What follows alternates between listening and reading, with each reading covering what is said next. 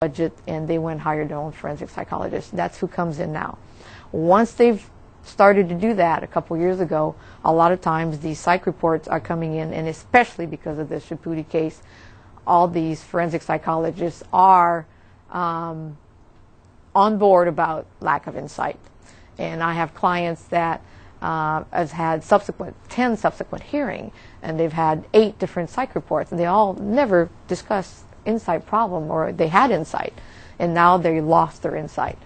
These psych reports are aimed to assist the board in doing denials.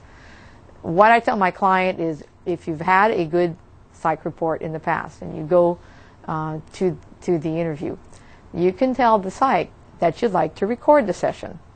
You can record a session because this is a forensic psychologist, and therefore it's not a client-doctor privilege. It is used to extract information from you so it can be given to the board.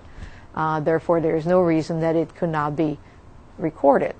And I tell my client to do it in a politically correct way, is just tell the psych that you would like a recording of it, because you understand they will have a written report produced, and in case there's any misunderstanding, you want to be sure that you have a recording, and then you can, once you get the written report, you can verify that there's no errors in the report. And most of these psych reports at the very beginning, there's a statement, and it's in the handout that you'll get later. There's a statement from the psych that says, and by the way, if there's any errors, it's not my fault. If the client, if the inmate changes I guess what he told me, then it's not my fault. So there's a lot of disclosure at the very beginning that says, it's not my fault, and it might be different than what the actual inmate said. So then the other prongs to it is, either you can ask the psych to tape it so that you can verify it later. If the psych doesn't want to tape it, then you can tell the psych, can you please put in your report that I've requested the taping of this and that you refuse to tape it.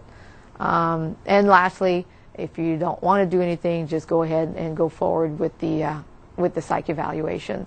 And then once you do get the psych report, make sure you review all the psych report, and that if there's any errors, when we meet, I want to make sure that I know that there's errors in the psych report or the board report, because during the hearing, I will make sure that it goes on record that there's error in those psych reports and those board reports. And those are crucial documents, because when you do the appeals, you will be going back and arguing a lot of points in the psych report and possibly in the board report. And then I guess lastly, this the last section. On parole plans, I usually tell my clients and tell the family what they need to do. The parole plan is basically, they need to get support letters. Those support letters need to come from family, friends.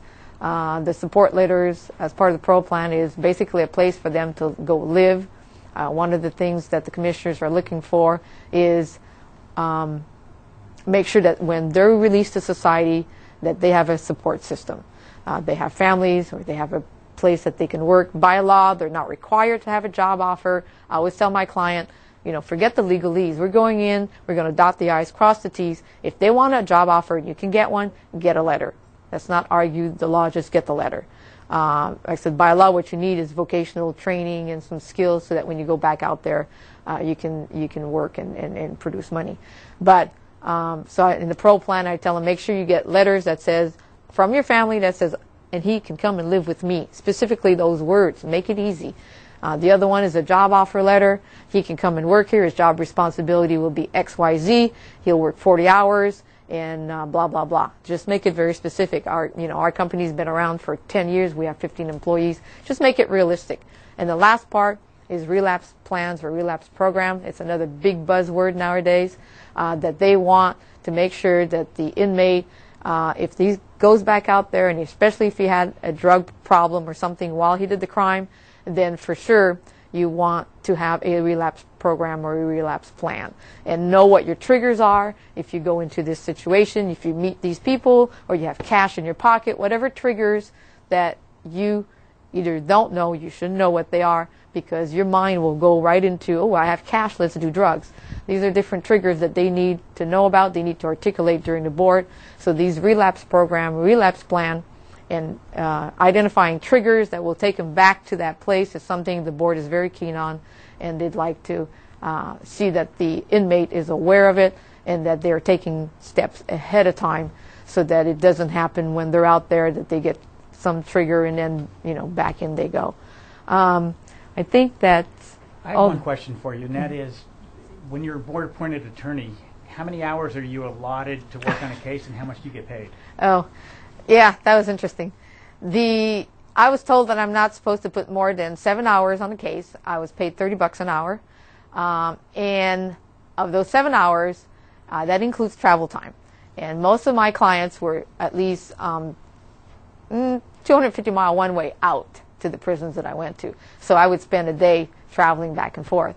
I would go out ahead of time and interview my clients. Now, what some of the state-appointed attorney did is they got the file, went there to the day of the hearing, and saw the client 5 minutes before the hearing, and then whoop, and you know, that's probably, you know, why, I mean, the only way you can be efficient at it. And it didn't matter to me. Every case was different. Some cases I could actually do in 2 or 3 hours.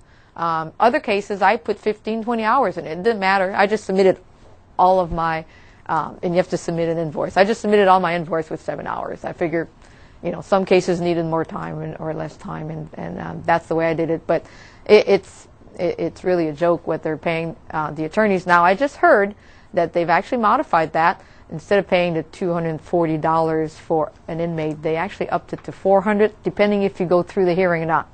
Because there's other things you can do, which is waivers and stipulations, which will take you up to the hearing, but you don't go into the hearing. You negotiate whether you want to go forward or not. Let's move on to Joe now, because we are running out of